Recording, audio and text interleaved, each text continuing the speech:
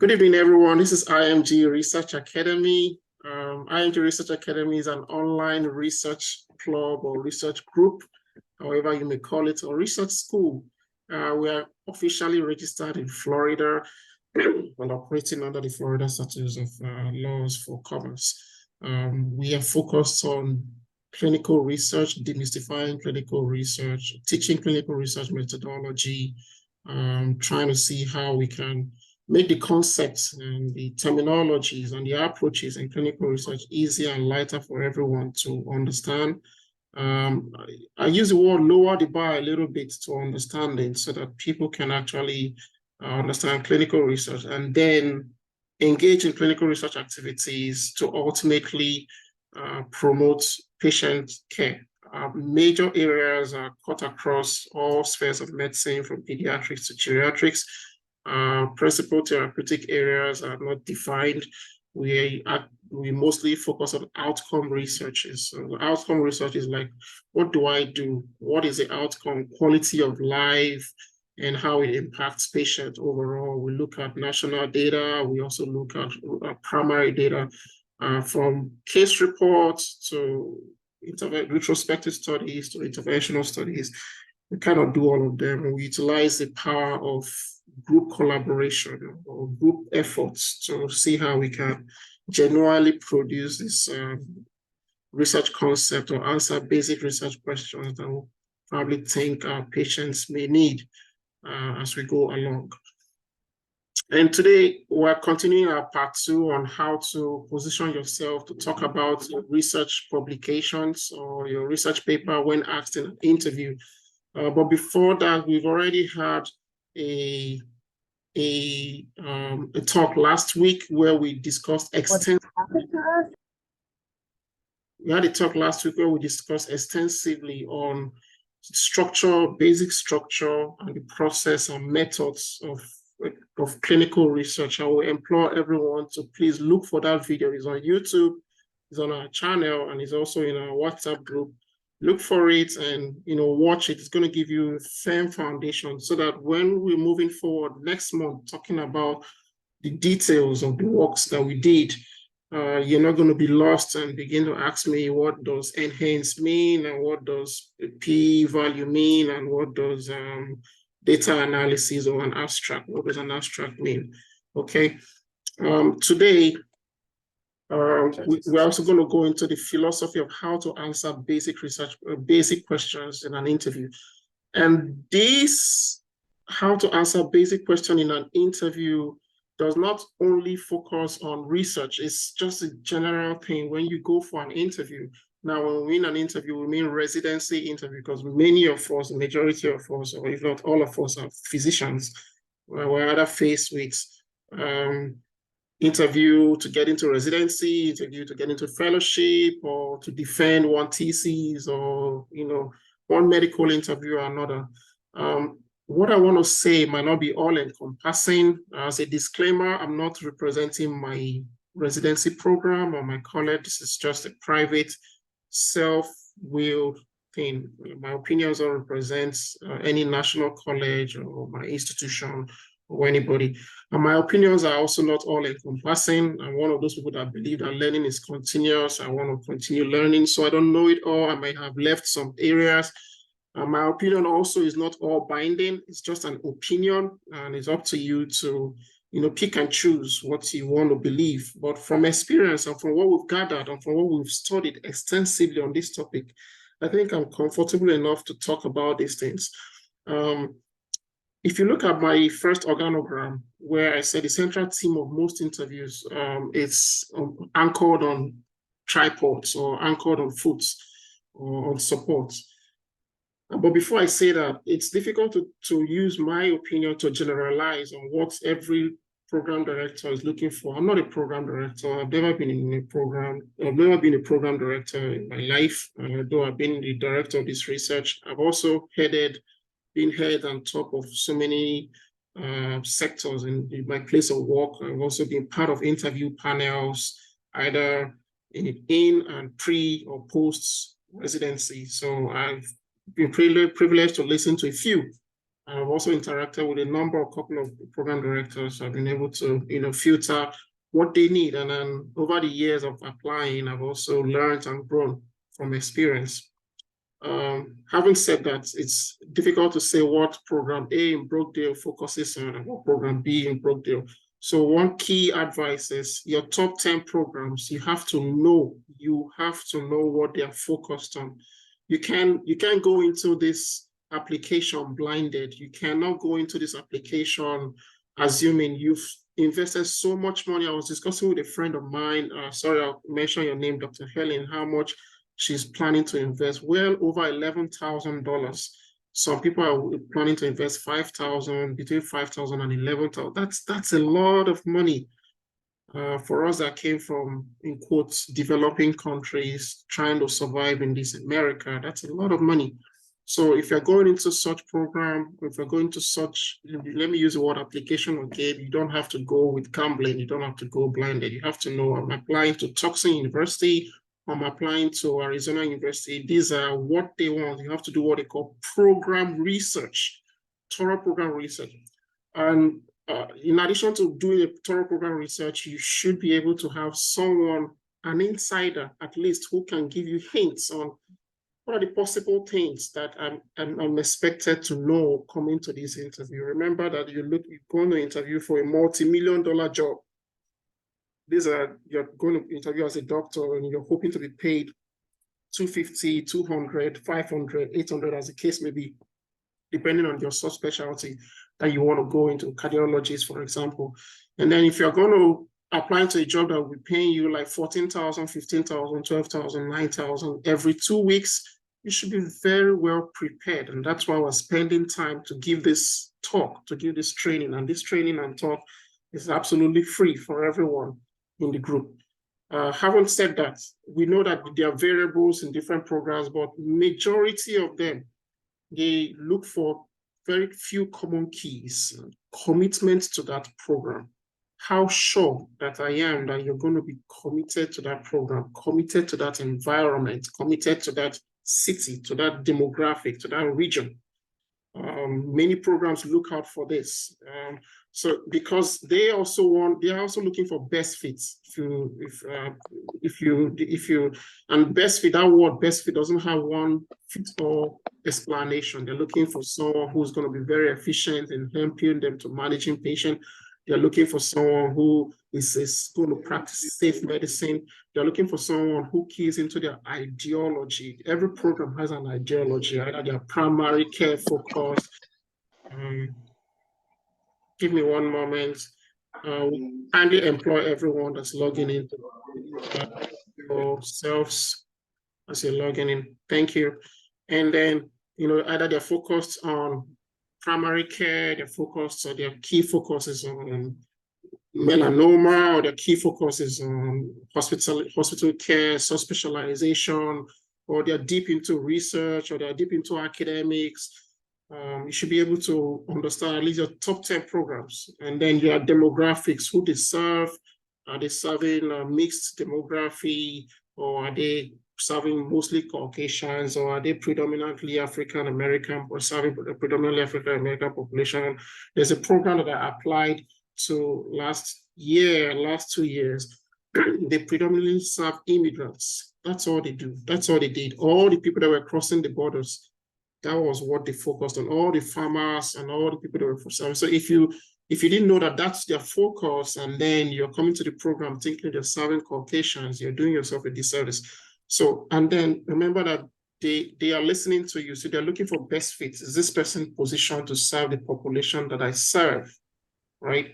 And that's how your answers are going to be tailored. Our talk today, it's going to be on the philosophy of an interview. So if you know this in mind, you have to at least take a pen and a paper, write it down. Program A, B, C, D. You may be wrong at the end of the day, but you've done intense and thorough research. Spend one night after your application, while you're waiting for your interviews to begin to drop, and begin to pencil these items down. Commitment to specialty.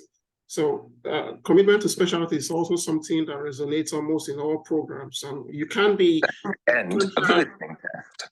You can't have a pediatric resume, and then you're applying for neurology, it doesn't show commitments, and you can have a pediatric resume or neurology resume, or let's say an internal medicine resume, and then you're applying to psychiatry.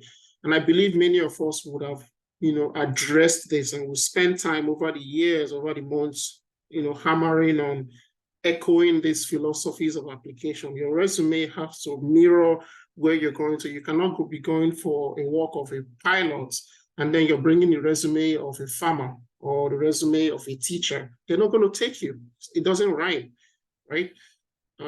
So your commitment to that specialty begins with 1, your resume, 2, your track records. So track records include either places you've worked, which should also be part of your resume, and then the works that you've published. So if I'm looking to get into psychiatry, then I should be having psychiatry or near psychiatry or psychiatry researches.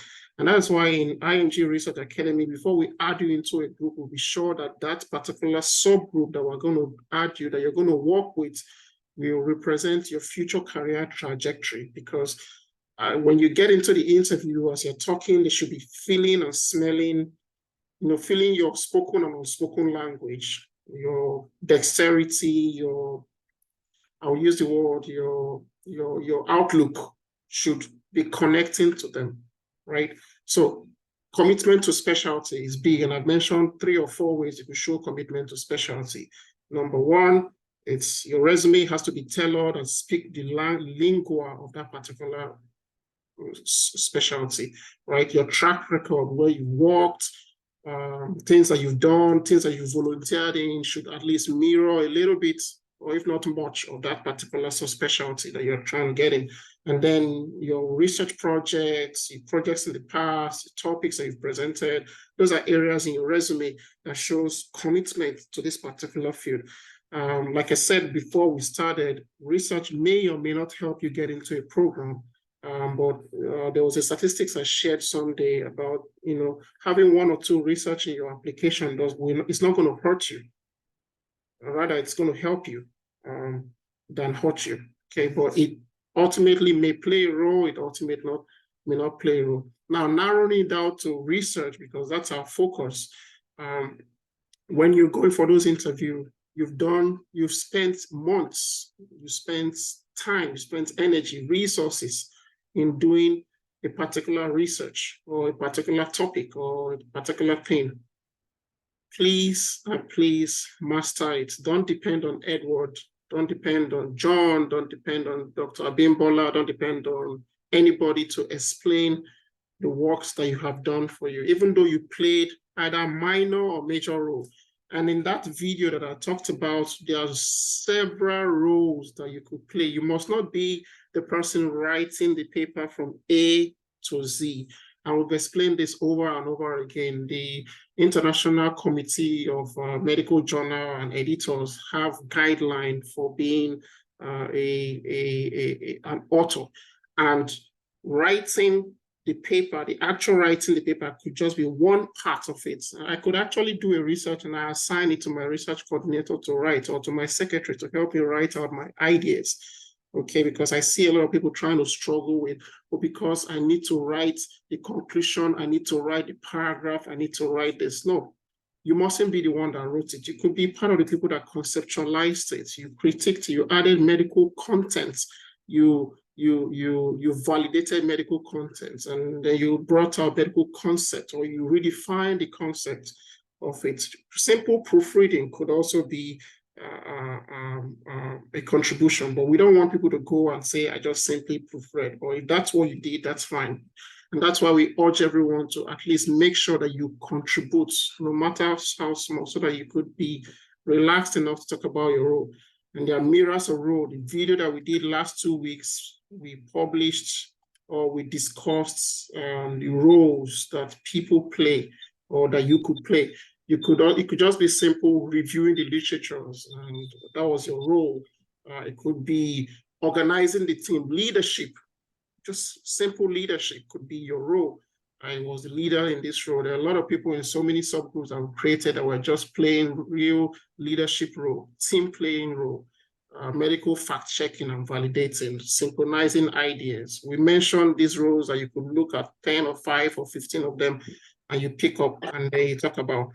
And finally, before I end the recording, don't forget that when you go for an interview, the many programs are not looking for a researcher, you're applying to become a resident. So when it gets to your research section, don't forget that the whole philosophy or the whole essence of this whole research is to see how you could, or use the word, amplify your skills as a good medical candidate, not actually as a good researcher, right? Very few programs are looking for a resident that's going to be top-notch researcher doing molecular things. So that probably might be said for fellowship.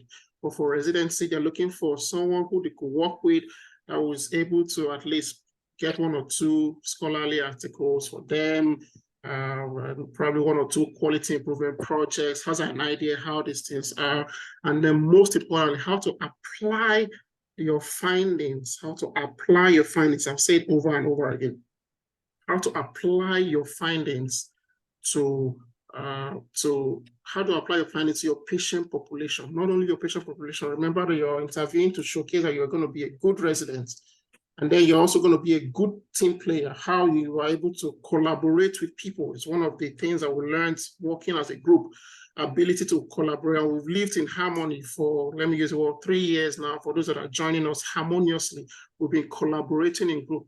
It teaches you how to work with people that are difficult, how to work with people that don't share your same ideology, and you've been able to cope. Those are lessons that you can highlight. And you've been able to, even though that we share different ideologies on how we're going to generate these topics, or eventually we're able to harmonize, keep our differences, and then mesh our strengths together, and then we produce our research topics, and then we will eventually be able to publish it. When I come into residency, I'm going to carry this spirit of camaraderie, this ability to become a team player, to function harmoniously and effectively with my co-residents that I'm going to work with. You see how I moved from my experience in clinical research to how I'm going to be a good candidate. There's a response I wrote somewhere. I'm trying to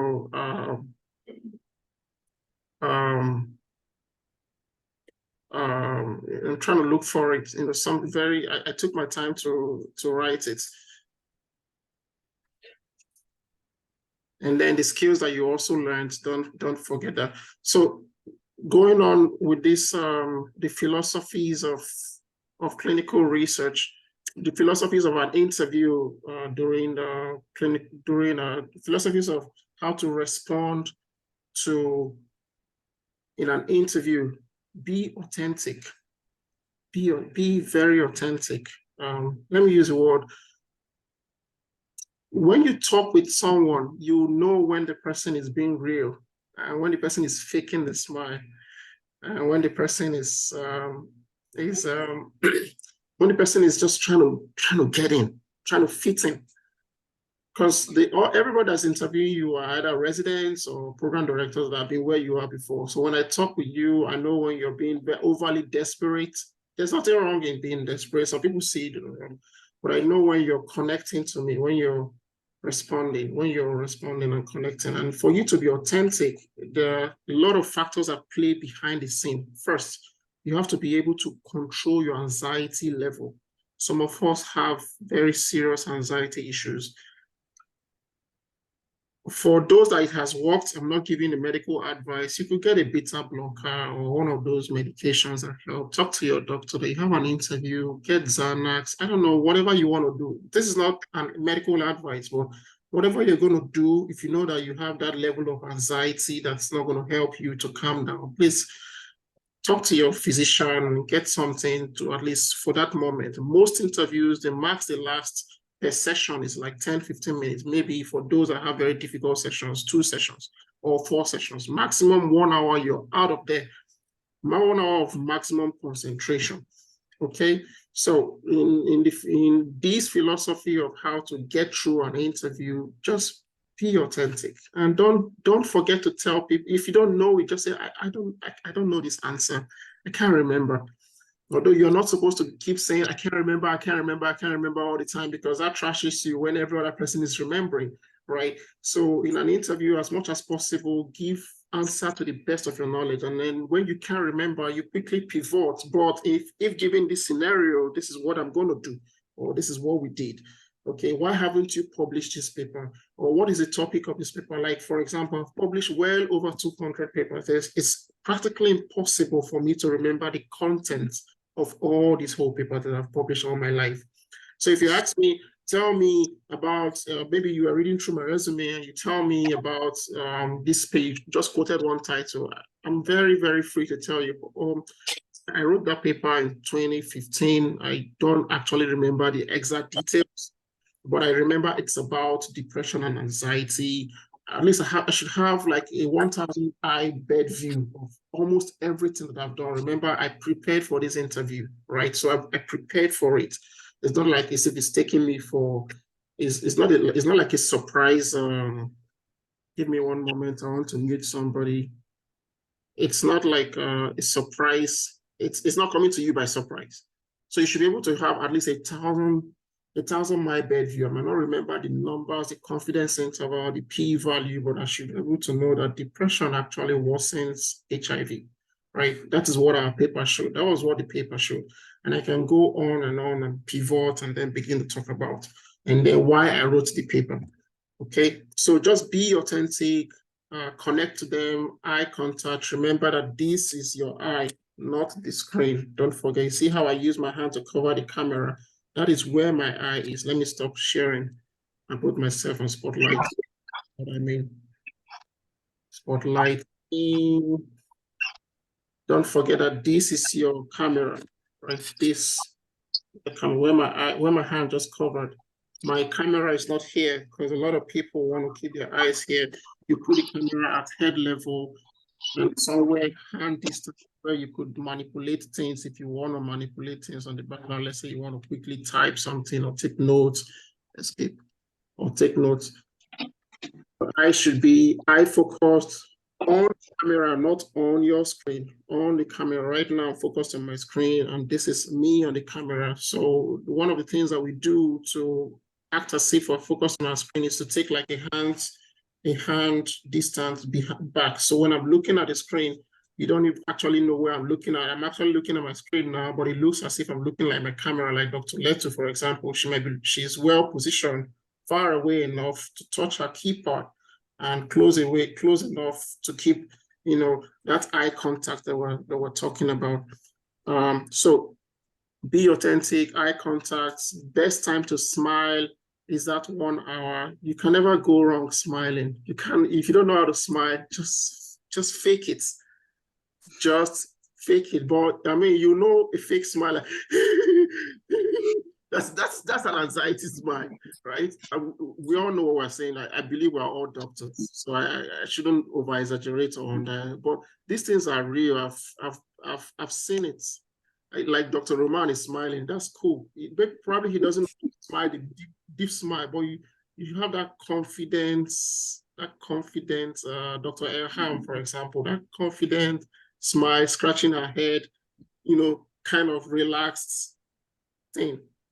But don't forget, if you are the type that stands right on the wall, I remember in 2017, I wrote down the things, eye contact. I wrote it behind the camera like this. I put it on the wall. Smile. So once I'm talking, I just see that smile. It will remind me, because you're attentive, you're focused, you're trying to, rattle through the question. And then it reminds me to smile.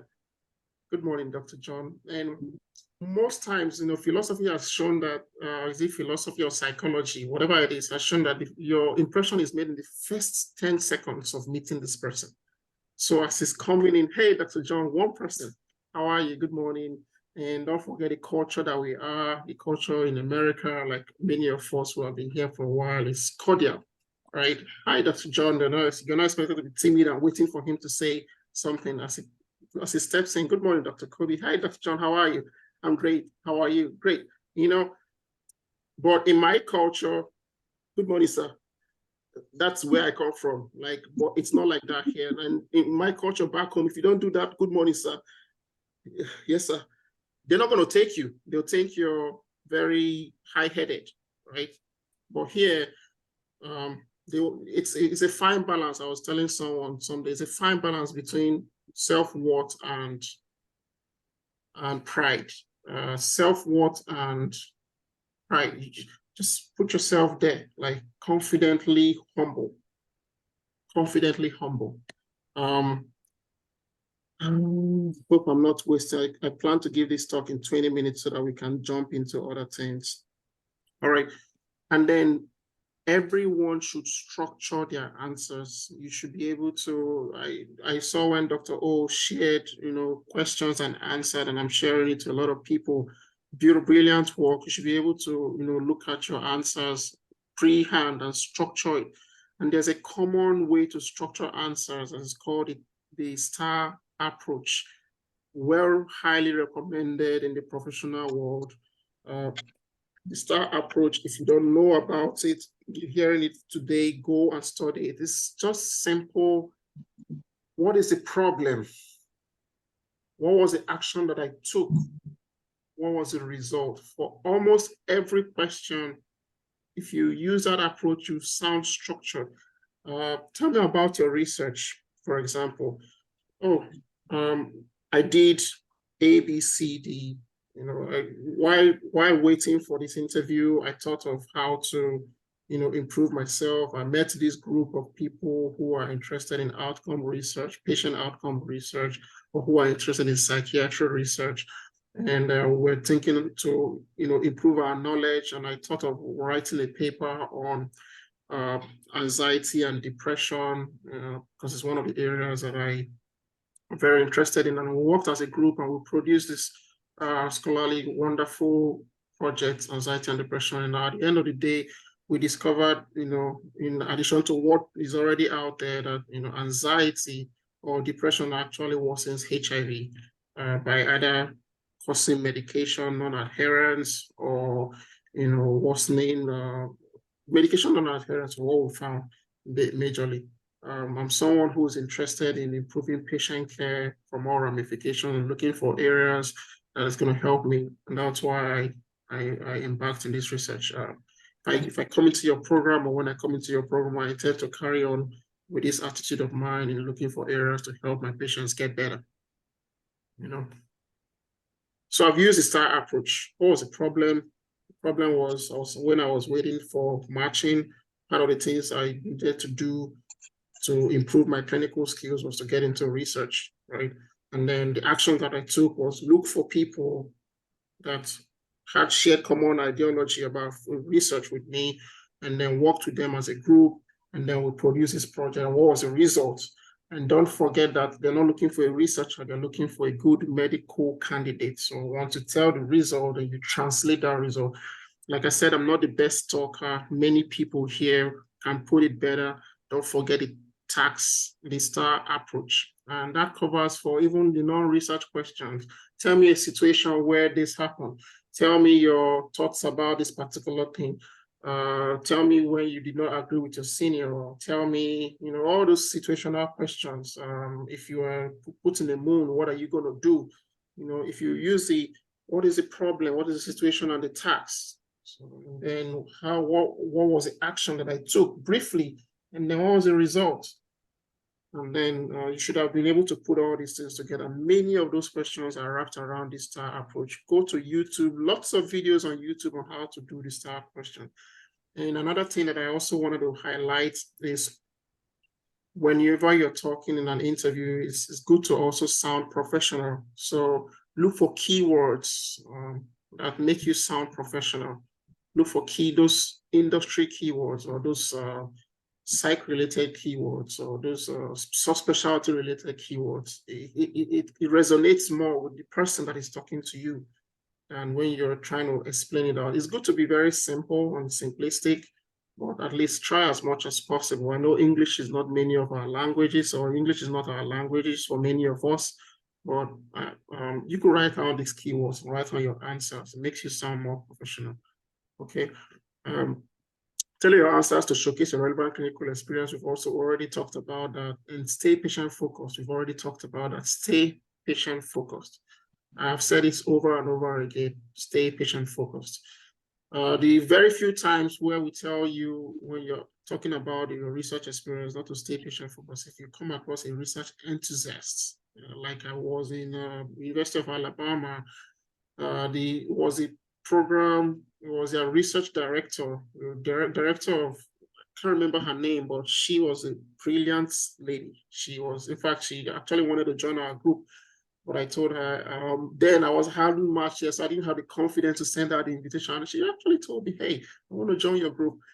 I knew they were all residents or residents to be. I didn't summon the guts enough to invite her, but maybe I'm going to write her someday. And then we went deep into, p-value, how to gather paper, how to do literature search, what terms where. She went ahead and told me all the things she did when she was trying to apply. And then when I saw that she was a conversational type, I started engaging her. So I took her down her lane. I converted the interview from my talk to her talk. And she was very excited. It was an exciting talk. So if you meet people like that, there are very, very few people that are excited about researchers like I am, then you go down the path of research, and then at the end of the day, she told me that they probably going to rank me very high because they are looking for someone who's going to help them revamp research knowledge in their program. I didn't rank in that program because I ranked in another program, but stay patient focused, except when you meet these research enthusiasts, and then you look at, that's where that first video comes at hand, you look at it and then you shine. Remember that you can never outshine your masters. Any research enthusiast that's talking to you already knows it all. So be humble enough to admit areas that you're not too proficient with and the areas that you're proficient with. And lastly, last slide, personal traits that they look out for in an interview. Your clinical knowledge should be able to sound clinically sound. You should be able to come out, be clinically buoyant with your terms, with your approach to patient management, with your approach to, the things that you talk about, guidelines, evidence-based guidelines, many statements that you want to talk about in patient management. If you don't use that word evidence-based guideline, if you use our evidence-based guideline, or part of the guideline says that, oh, wow, any board that's listening to you usually says you're intelligent. One of the studies that was done about XYZ showed that EBC, oh, wow, you sound intelligible. So clinical knowledge is very, very key. We've emphasized teamwork. I'm not going to talk about it. Professionalism in everything that you do. We know this. I'm not going to overemphasize it. Dress well, talk well, smile well, maintain eye contact, be professional. Some interviews become very friendly that you probably, sometimes you forget yourself and then you hang on the table.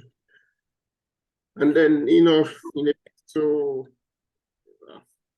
show off, you over ask questions. Do you have any questions for me? Yeah, sure, I have one question.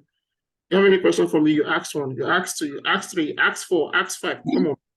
They're going to think you have some paranoia or something wrong with you, right? Or you're in a group of four. Let's say they subdivided everybody in a group of four, and then you ask the first question, you ask the second question, you ask the third, you ask the fourth, and every other person hasn't even said anything.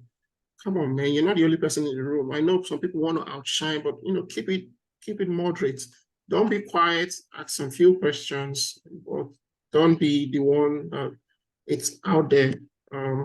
Adaptability in everything you do, it's very important to show that you're teachable. Nobody wants to work with someone that is not teachable. No program will take you. The sense that you know it all. And that is one of the fears of taking old graduates like us. And I've been told this over and over in so many interviews. How are you going to adapt? How are you going to cope? The chief residents are all young. You graduated in 2009. You've had this so much experience.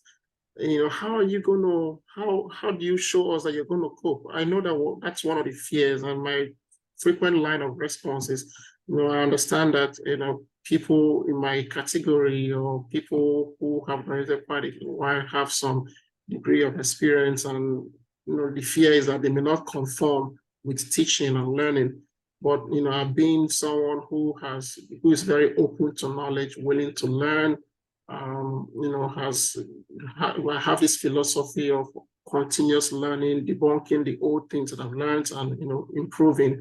And I quickly give an example. I've been in a program where I've attended conferences where or I've been in a program where I listen to medical students or where my team leads, and I had to listen to them. So in the course of listening to them, I even found out that medicine has really advanced way beyond where I was, and the onus lies on me to listen to these people who have gone ahead of me. And I'm very teachable, very, very, very easy to deal with. So try to sell yourself, and nobody's going to sell you if you don't say these things, because there's no way for them to know, right? You're the only person that's going to sell yourself to that program. You are your best spokesperson. Nobody's going to speak for you. He's going to be listening to you while you try to, in quote, convince him that, hey, you're very teachable. You're very teachable. You attend update classes, and you're constantly seeking for knowledge to see how you can improve, because medicine has advanced, and you're not going to rely on those knowledge that you've learned in 2009 to be able to manage patients in 2001. Updates have changed, guidelines have changed. And then you believe that, once you come into a program, you're going to listen to and grow while contributing to the baselines of the things that you know. Leadership quality is also another thing that programs look for, looking for these common variables. However, you have to be careful, because you don't want to come out as too strong of a person. Many people will not take you when they see that you're very assertive, very too strong in your ideology. You're not malleable. You're not firm, and you will know when someone is very fixated, a fixated leader. When you're talking with a person, the person doesn't give you time to talk. The person thinks he knows it all by her responses. Some line of humility should throw in there whenever you're talking, and then you have to be likable. That word likability is, I don't know how to define it. It varies. That's where I'm going to end today's talk while we go into the ordinary session. Sometimes you do some things. Give me a second. I want to mute someone. All right, Roman. Yeah. Sometimes you do some things and somebody will like it. Like I'm talking now, I bet you there's someone here who doesn't even like the way I sound, right? It's perfectly okay. And some other times you even do one foolish thing and you think that people are not going to like it, and people like it. So that on that part of likability, you do the best that you can. There are standard things that's going to make you likable. One, we've listed all of them from 1 to number 10: knowledge, teamwork, professionalism, be authentic, right? Just be authentic. And then dress well, smile well, put your reminders, put your key points behind the wall. You're free to put them behind the wall. That's not, some people think it's cheating, but for us that have anxiety, so we don't forget, we could put it there,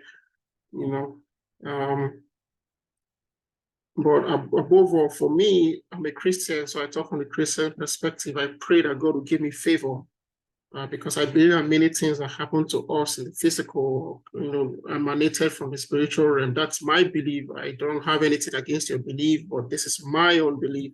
So I kind of hand everything to my Creator, and I say, hey, just let this thing favor me, so that whatever I say may not sound like timber and gong, may sound sweet. In summary, in the summary of this topic, which is centered on philosophy of answering interview questions, focused on research, then it's also applicable to every other field. And remember that interviews are not just about medical knowledge, but about interpersonal skills, professionalism. So from the way people have been waiting for these interview rehearsals to take place, I know everybody's waiting for, tell me about your research, tell me about this, right? But these 2 videos that we've made now, these two classes that we've shared last 2 weeks or last year previous class, and this particular one laid the foundation. If you can understand this whole thing, the remaining P-value, conclusion, methodology, all those are just icing on the cake. And I have a list of questions that I'm also going to share at the end of this meeting on basic research questions so that everybody can go and master it. Over the years, people that attended the interview, we asked them, hey, what did they ask you? And they will say, oh, Dr. Edo, they didn't ask me anything about research. And then the few people that say, oh, they asked me, tell me about your paper. How is it going to fit into our program? How does this research fit into your future trajectory?